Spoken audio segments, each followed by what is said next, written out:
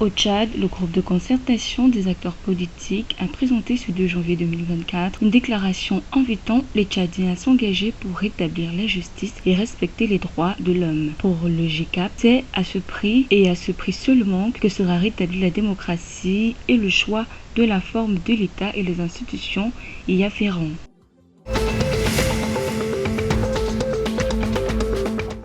En République démocratique du Congo, les agents de la Commission électorale nationale indépendante ont reporté la publication des résultats des élections législatives et provinciales.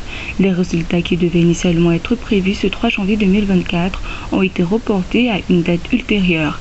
Pour le porte-parole du gouvernement, ce projet intervient en réponse aux soupçons de fraude, mais aussi des dénonciations qui ont été faites au niveau de la CENI.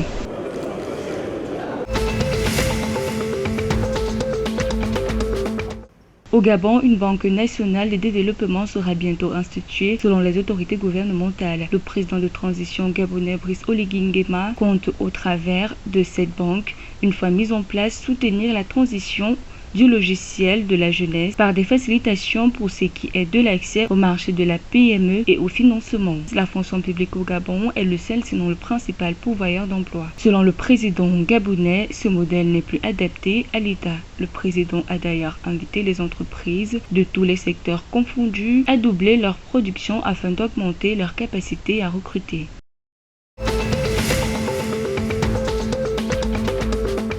Selon le Bureau de coordination des affaires humanitaires de l'ONU, 38,5% des établissements scolaires au Cameroun restent opérationnels dans les régions anglophones du nord-ouest et sud-ouest du Cameroun. Ces zones en proie à un conflit depuis 2016 subissent de plein fouet les attaques de groupes armés séparatistes impactant l'accès à l'éducation pour des milliers d'enfants. Rappelons que depuis 2017, l'éducation de 700 000 enfants dans les 2 régions anglophones du Cameroun a été perturbée par les insurgés séparatistes et les militaires. Les leaders séparatistes ont sans cesse ordonné la fermeture de nombreuses écoles dans ces 2 régions.